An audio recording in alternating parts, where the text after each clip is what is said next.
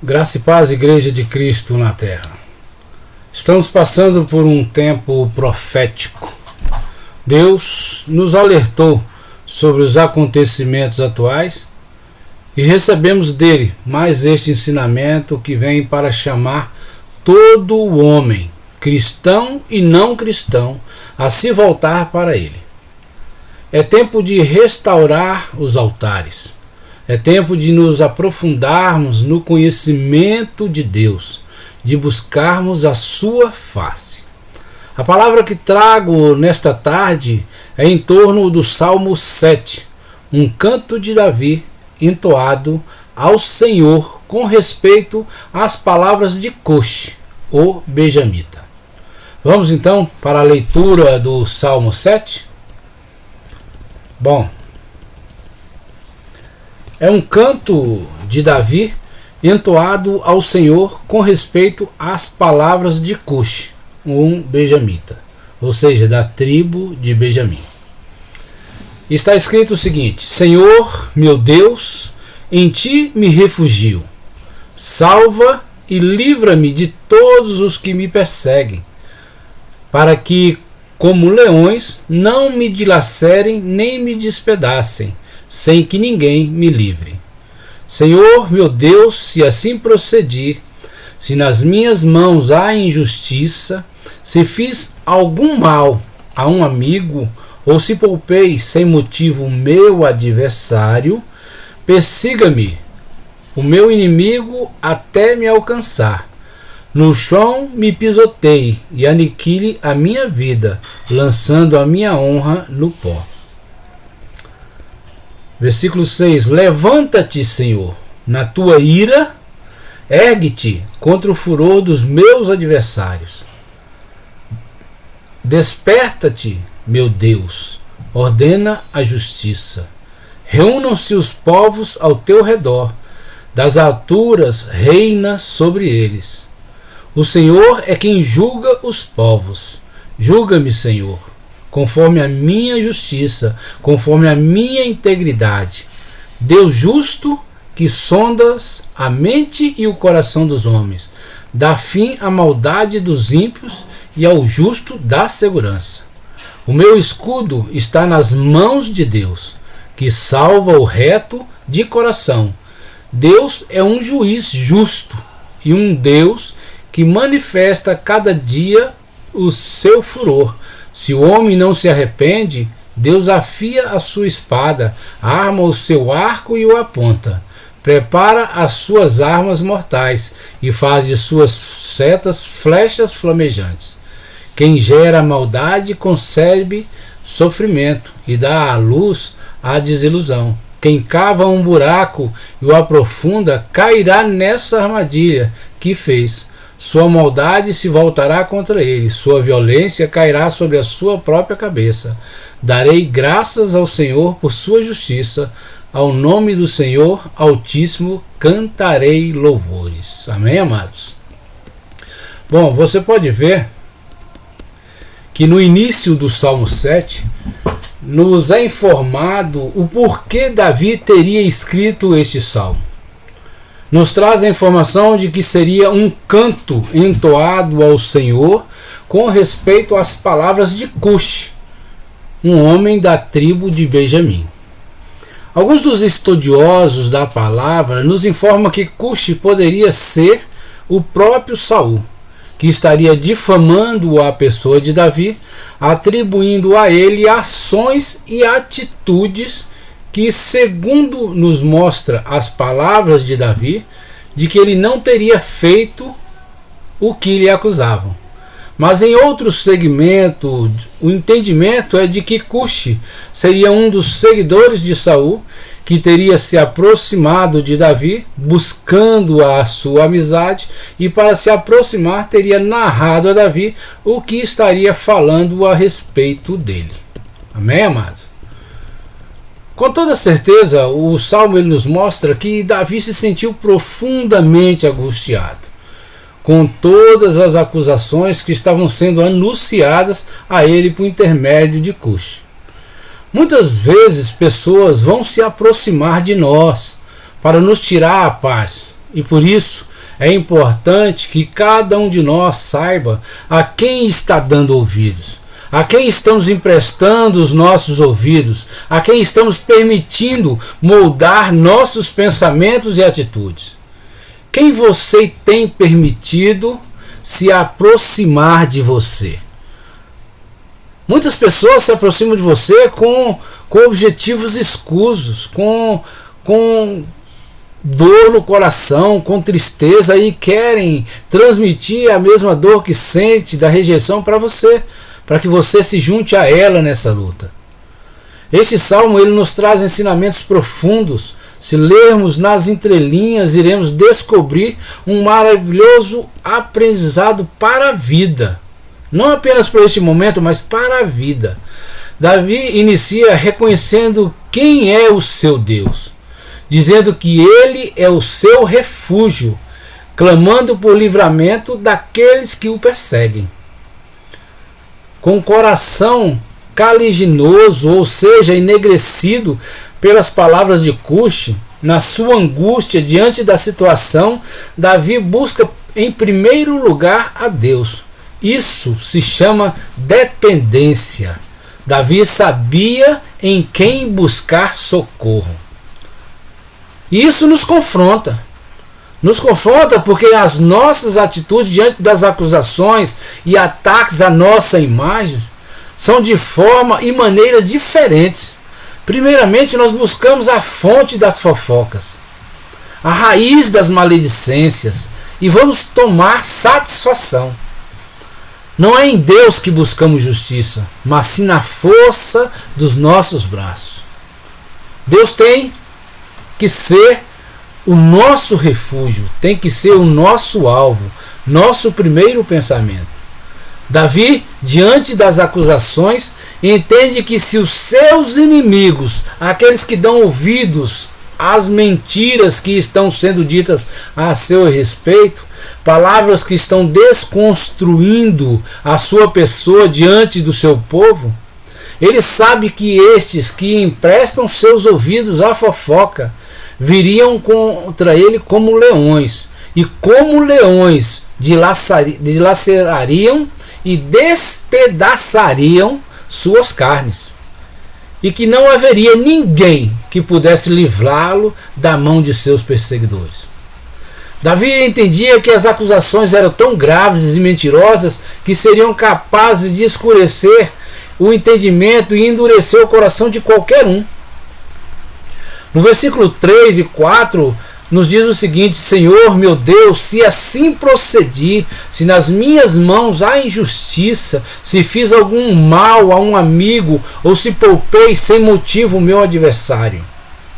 Davi no versículo 3 e 4 fala das palavras que foram lançadas sobre ele. Davi nos dá a entender que ele fora acusado de agir de maneira ruim, que com sua mão cometera injustiças, que não atentou para aquele que podia ser chamado de amigo, tratando-o mal. Diz ainda que no desempenho de suas atividades ele teria prevaricado, ou seja, deixado de fazer aquilo que lhe era de direito e dever, poupado a sua espada. Meu Deus, é muita coisa, meu Deus. Quantas vezes não somos afrontados com notícias a nosso respeito que não condizem com a verdade, palavras que desmotivam, que nos paralisam, nos impedem de olhar em outra direção a não ser o caminho da vingança, ao não ser o caminho de dar o troco, ao não ser de tirar satisfação com o homem. E qual tem sido a nossa atitude? A nossa atitude ela deveria ser igual a de Davi. Buscar a justiça de Deus. Buscar identificar em nós onde foi que erramos. Se em algum momento lançamos uma palavra, uma atitude que fez com que ferisse o coração de outras pessoas. Não são raras as vezes que olhamos para nossas atitudes e palavras lançamos palavras ao vento que ferem, que maltratam e por vezes matam sonhos de pessoas. Davi, ele se dirige a Deus e pede a ele para que aplique a sua justiça, independente se ele é ou não culpado das acusações. Davi pede a justiça de Deus sobre ele e sobre os seus inimigos. Que diferença quando isso acontece conosco, comigo e com você. Nós nos permitimos continuar no engano e pedimos a justiça de Deus apenas sobre a vida daqueles que consideramos ser nossos inimigos, apenas sobre a vida daqueles que nos difamaram, apenas naqueles que lançaram a palavra que não, mesmo que seja mentira, certo? Tem nos machucado. Davi acredita que Deus julga com justiça todos os povos. Ele pede que Deus o julgue conforme a justiça que há nele mesmo, conforme a sua integridade. Davi pede para que ele seja colocado na balança. Nós temos que entrar na presença de Deus com a mesma ousadia e certeza no coração de que não fizemos mal contra outras pessoas, que não agimos com injustiça, que não ferimos ou magoamos nosso próximo. Mas para ter a mesma atitude de Davi, nós temos que vigiar nossas palavras e ações. A calúnia é uma mentira usada para ofender e difamar outra pessoa. A Bíblia nos afirma que Deus odeia a mentira e por isso o caluniador está em pecado, mesmo que a outra pessoa nos tenha maltratado ou falado mal de nós. Nós não devemos usar isso como desculpa para caluniar, para incentivar, para colocar lenha na fogueira. Jesus nos ensina em Mateus capítulo 5, 44, a amar nossos inimigos e orar pelas pessoas que nos perseguem. Quando falamos de outra pessoa, estamos ofendendo a Deus em primeiro lugar. Porque todo pecado é uma transgressão de um mandamento de Deus. Também não devemos fazer fofocas sobre as outras pessoas, mesmo que seja verdade. Em Colossenses capítulo 4, versículo 6, a Bíblia revela que as nossas palavras devem ser temperadas com sal. Ou seja, as nossas conversas devem ser edificantes e produtivas, sem calúnias nem fofocas.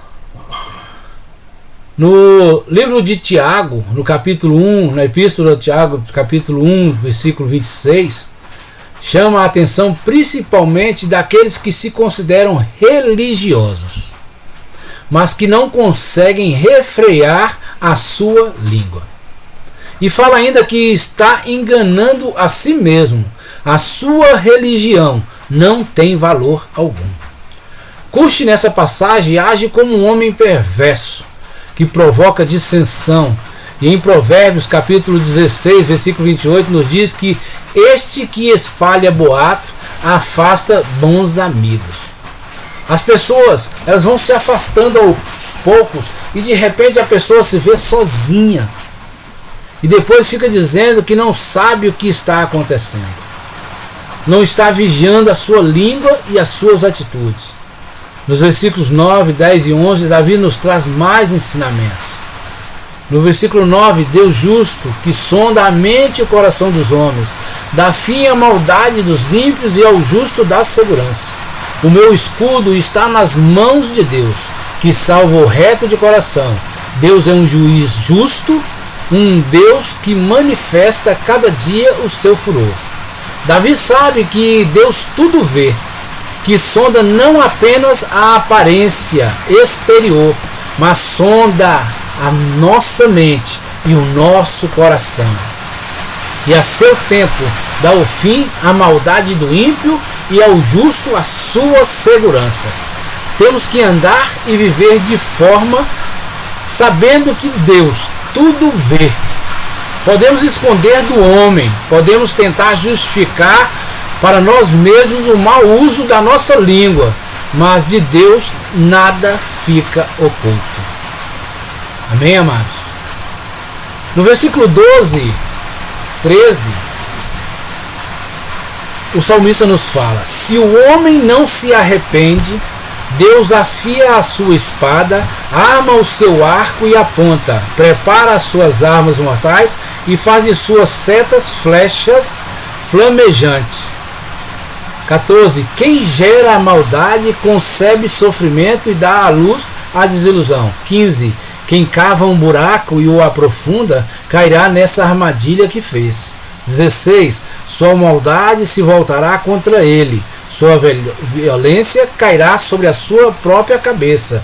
Darei graças ao Senhor por sua justiça, ao nome do Senhor Altíssimo cantarei louvores. Deus está com a sua espada afiada,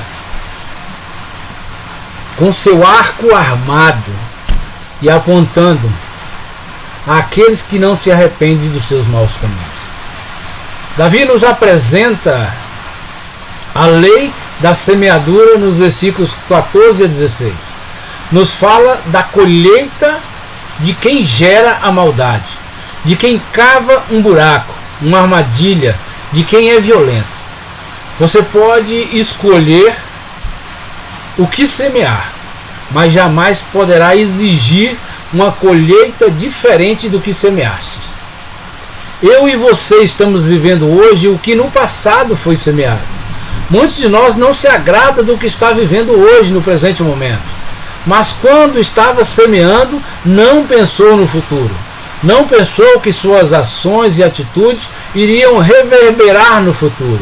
Reverberar é um termo utilizado no estudo dos sons a respeito das ondas sonoras. O passado, ele já se foi. O presente é um presente que Deus nos dá todos os dias. Mas o futuro depende da semeadura de hoje. Seja como Davi, entre na presença de Deus com ousadia, com a certeza no coração de que todas as suas atitudes e palavras foram para glorificar o nome de Deus. Vamos orar para encerrar esta palavra. Senhor, meu Deus, meu Pai, amado e soberano, onisciente e onipresente, que conhece o nosso deitar e levantar, que sonda os nossos corações e pensamentos. Vem sobre nós a tua presença, nos confronta com a tua verdade, não nos deixe enganados, mas nos conduza nos caminhos da tua justiça. Amém. Bom, amados, ficamos por aqui e quero desejar a você um domingo maravilhoso e que nesse tempo de quarentena você possa a todo tempo aproveitar para estar meditando na palavra de Deus. Para amanhã, amados, começa o nosso estudo do Salmo 8 e eu espero que você, meu amado, venha verdadeiramente buscar a Deus. É tempo de buscar a Deus, é tempo de nos aprofundarmos. Não perca essa oportunidade. Deus tirou tudo aquilo que poderia ser uma justificativa, uma desculpa, uma muleta, para que você tivesse tempo para buscar a presença dele. Aproveite esse momento. Não perca essa oportunidade. É tempo de nos aprofundarmos no buscar e conhecer a Deus. Que Deus abençoe cada um de vocês, hoje e sempre. Amém.